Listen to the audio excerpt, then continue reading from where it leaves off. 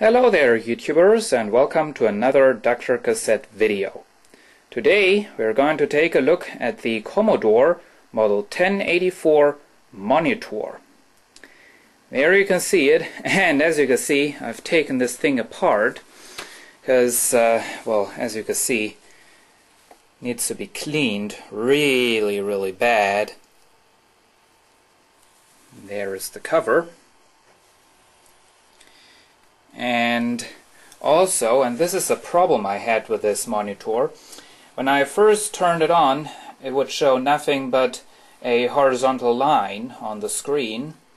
And I remembered a video Cassette Master made about his GE Portacolor television, and the problem he also had a horizontal line on the screen, and the problem he had was that the picture controls on the back were scratchy, and that's what happened to these controls as well. They're dirty, and so you gotta play around with them to get a nice picture. So I'm also going to clean those. The first thing I'm going to do is well, to get the vacuum cleaner and get all the dust out of here. And man, oh man, I never thought I'd open up a television and really work in there, because one thing I can tell you, I'm terribly afraid of these picture tubes. And here is the monitor after the cleaning. As you can see, I did my best. It's not perfect. I was really careful, so there is still some dust left in there, but it's a lot better than it was before. And I want to give you some good looks of the machine. Circuit boards. This is where the internal speaker is hooked up. And this is the picture tube. That's some high voltage inlet there. There is this label there, but that's just the label for the whole monitor. Commodore, made in Taiwan. Somebody in the comments that I got on the Dump Finds video, somebody told me that those were made by Philips. And there it says PH5. Probably means Philips, I don't know. And I checked the capacitors, took a closer look at them, and I couldn't find any bad ones like bulging or whatever. There you can see something is missing. There is a provision for another jack also on the circuit board. And also the housing has a provision for that jack. You can see that plastic part there, you can just break it out. So that would be interesting to find out what jack is supposed to go in there. You could put it into there. This is the cover, and as you can see, I haven't cleaned it yet. There you can see the little speaker that's in there.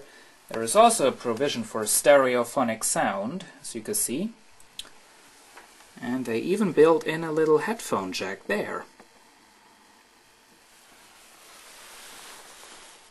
And here is the cover after the cleaning. Now, I was unable to get that black dirt off there. I don't know what exactly that is, but it gets attracted by the high voltage in the television, or in the monitor. It's there where it's like really black. I think that's where one of the high voltage cables running along.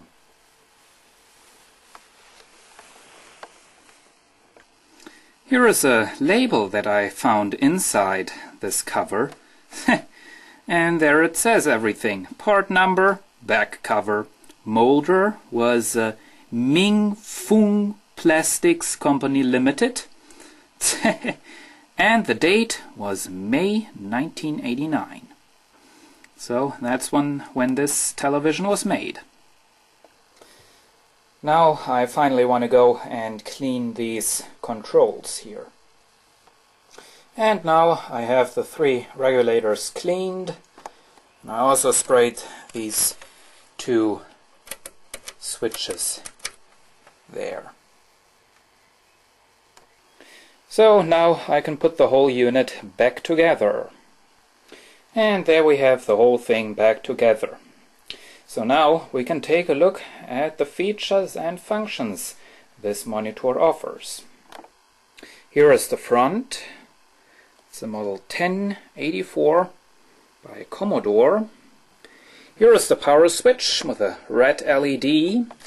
And then we have this door, which unfortunately just comes off because it's broken.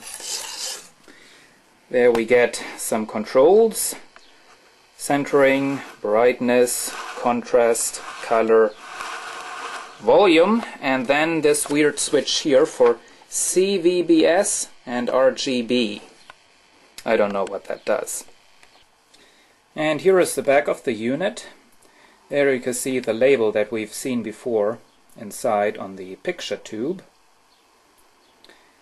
And there we have all the inputs and some more controls. There are the regulators for the width and the vertical centering. The horizontal centering is on the front, I think. And over there you can see the vertical height. And the vertical centering was the regulator that had the most problems. So it was really scratchy. But I cleaned those. There is a switch that says VCR. I don't know what that does. There is where the jack is missing. I don't know what goes there. Either a special computer connector or a SCART jack, something like that. Here are 2 DIN jacks. One is for TTL RGB and one is for linear RGB, whatever that means. And here we have the composite video input and the audio input. I don't know what this thing here is doing. It looks like it was the right channel for audio, but there is no right channel for audio. This is mono. And there is a CVBS and LCA switch. Don't ask me what that is doing. And there it says the maximum voltage in there is 25 kilovolts. Oh my. I now have the television turned on, and well, it's still working. I adjusted the picture and all the controls are working fine. And maybe we can see it. There you can see there the filament of the picture tube glowing down in there. I don't know. Please, if anybody really knows something about televisions, tell me if that's about the right brightness or something. I don't know. I've never seen a picture tube glowing there, so it's a little bit spooky. So, there you have it. The Commodore Model 1084 video monitor is working again, and well, in the next video you're going to see this thing playing a video. See you again soon. I hope you enjoyed this video.